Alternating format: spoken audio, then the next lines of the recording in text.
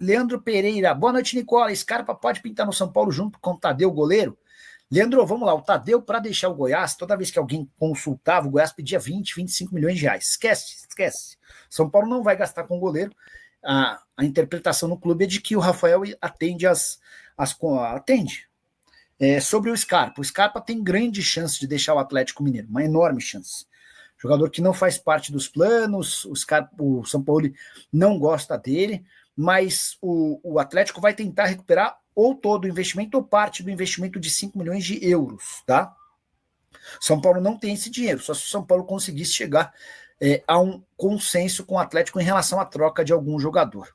Tomás Silva, boa noite, Nicola. O São Paulo vai contratar o lateral direito ou usar o Ângelo? Existe algum gatilho financeiro caso o Ângelo jogue?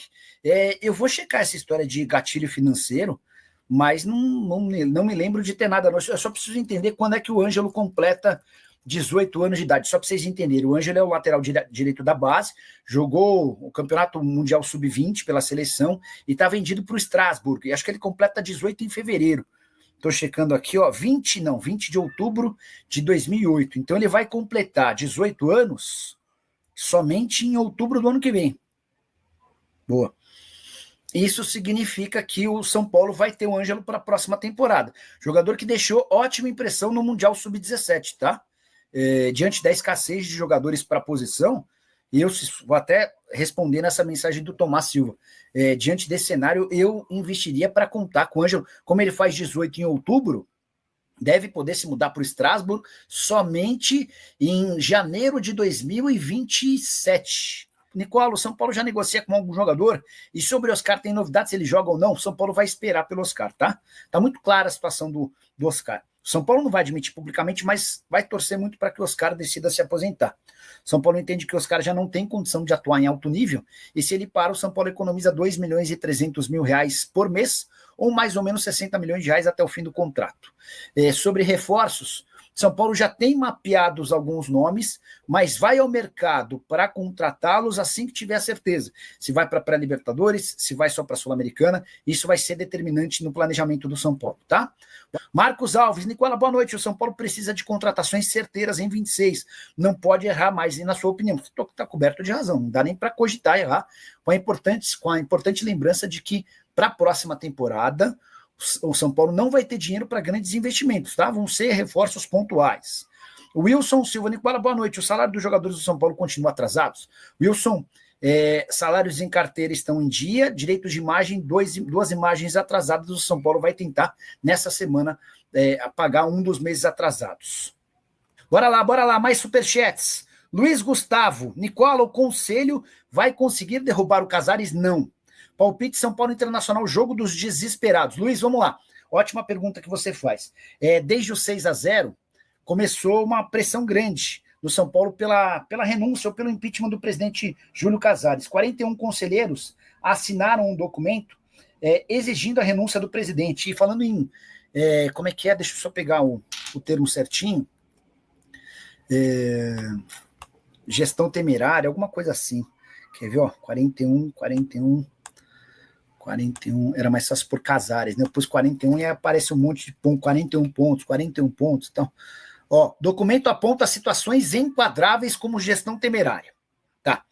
Aí eu mandei mensagem para uma pessoa lá que manja muito da política do São Paulo e falei, e aí, tem alguma chance disso acontecer? De o Júlio sofrer impeachment, dessa história avançar? E a resposta foi assim, para ter impeachment no São Paulo, há necessidade de 75% do conselho votando a favor. E eu falei, tá bom, mas o que isso significa? Há alguma chance de a oposição reunir toda essa galera? A pessoa disse que é absolutamente inviável, que o Júlio perdeu apoio, o Júlio já não tem mais tantos grupos quanto antes, a saída do Belmonte demitido, junto do Chapecó e do Nelsinho, tiram prestígio e apoio do Júlio, mas, em hipótese alguma, colocam em risco esses 75% do Conselho Deliberativo, tá? Celitos Imortal. Você acha que o São Paulo vai jogar a valer contra o Internacional? Tenho certeza, Celitos. Tenho certeza, até por conta do 8-0 foi muito pesado, do 6-0 foi muito pesado. Cara, e assim, nem todo mundo se tocou, mas a 8ª colocação, que hoje parece que ninguém quer, a 8ª colocação ela é muito importante, porque ela dá a chance Eu acho que é uma chance real de o oitavo colocado ir para a pré-Libertadores, porque vamos lá, hoje o oitavo colocado não se classifica, mas a gente tem sempre a lembrança de quem ganhar a Copa do Brasil. Se esse clube que ganhar a Copa do Brasil estiver entre os 7 primeiros, o oitavo vai para a pré-Libertadores. E eu acho o Cruzeiro e o Fluminense os favoritos nas semifinais. Corinthians e Cruzeiro, quem é favorito? Para mim, o Cruzeiro. Do outro lado, Fluminense e Vasco, quem é favorito? Para mim, o Fluminense. Então a gente pode ter uma final com o Cruzeiro e Fluminense e a gente já tem a garantia de que o oitavo colocado vai para a pré-Libertadores.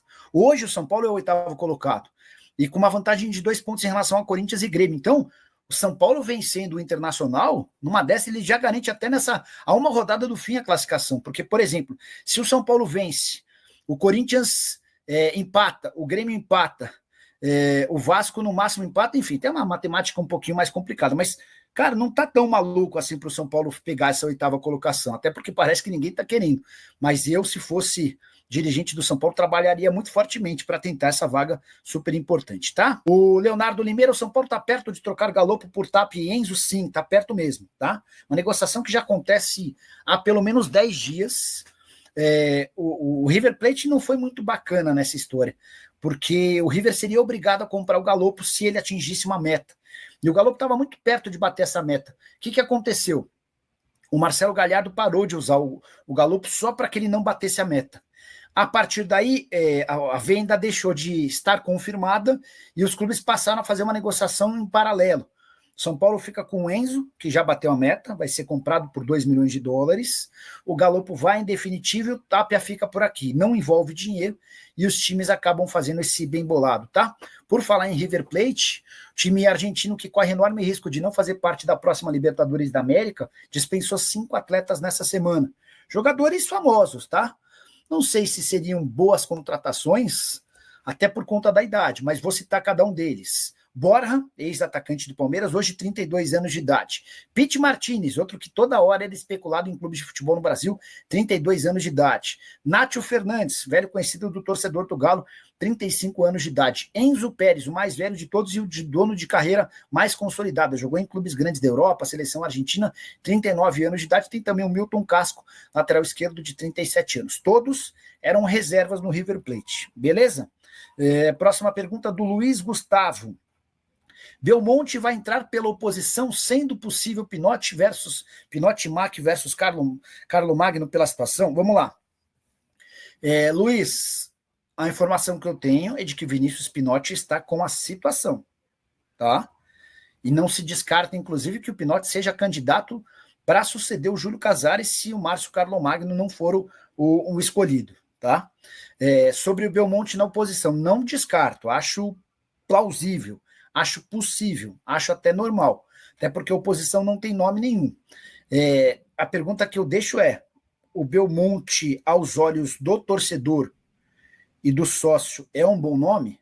Porque o Belmonte é um cara de muitos votos dentro do clube. Ele só virou diretor de futebol, não pela capacidade ou conhecimento de futebol, mas porque ele conseguiu para o Júlio Casares muitos votos dentro do Conselho Deliberativo. É um cara de muitos votos.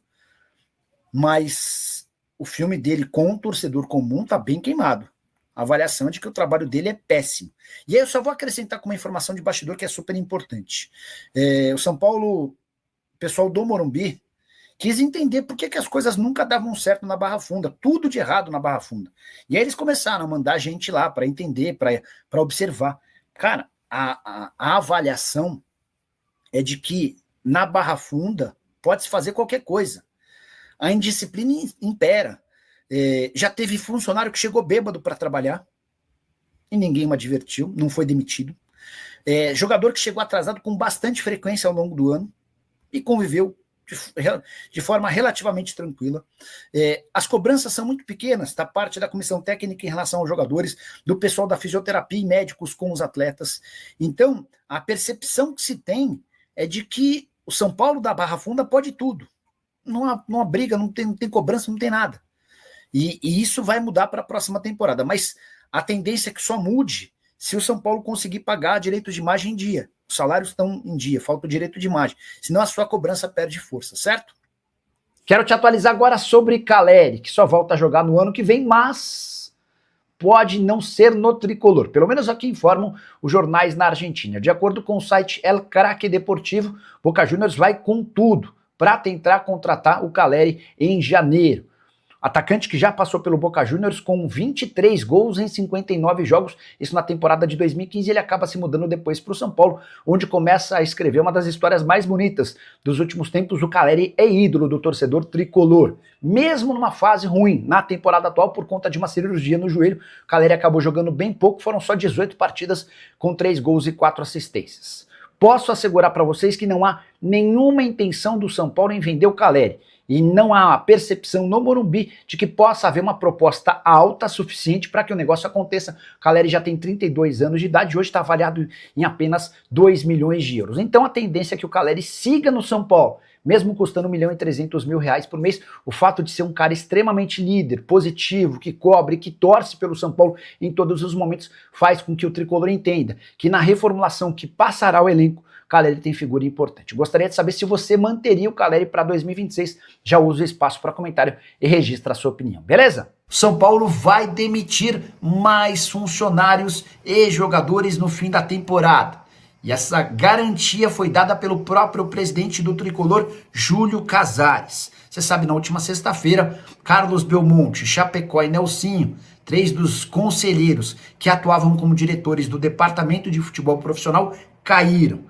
E o São Paulo programou uma série de outras mexidas com funcionários e atletas para o fim do Campeonato Brasileiro. Há um enorme incômodo, especialmente por conta da dificuldade do São Paulo em recuperar atletas. Foram vários os jogos desse Campeonato Brasileiro em que o tricolor tinha mais de 10 desfalques.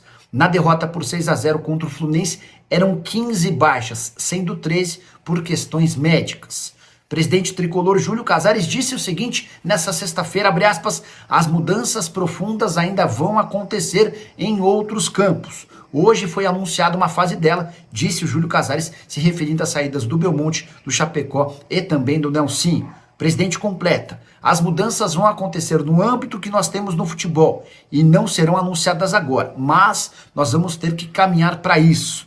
Vocês que conhecem o CT, houve um investimento muito grande na estrutura, vestiário, refeitório, refis, academia e campus. Então, agora nós precisamos investir na assertividade dos profissionais, da ciência, da tecnologia. E aí entra a participação do CEO, o Márcio Carlomagno. São Paulo pretende ser muito mais profissional para 2026. Já contei para vocês que a diretoria fez uma avaliação e entendeu que na Barra Funda havia enorme descomprometimento, pouca responsabilidade e pouca disciplina. Até por isso, jogadores não se dedicavam como deveriam. Funcionários que cuidam, por exemplo, do departamento médico, não exigiam o máximo dos jogadores. Tudo isso vai mudar para a próxima temporada, mas antes, o São Paulo precisa resolver suas questões financeiras. Já são 2 meses de direitos de imagem atrasados, o que faz com que todas as cobranças percam força. Fala pessoal, estamos aí com atualizações importantes do São Paulo. Se inscreva e ative o sininho para receber mais atualizações do Tricolor. Deixe seu like que é muito importante para o crescimento do canal. Utilize o espaço aqui embaixo para registrar sua opinião. Ficamos por aqui com mais esse giro de notícias. Um abraço e até o próximo vídeo.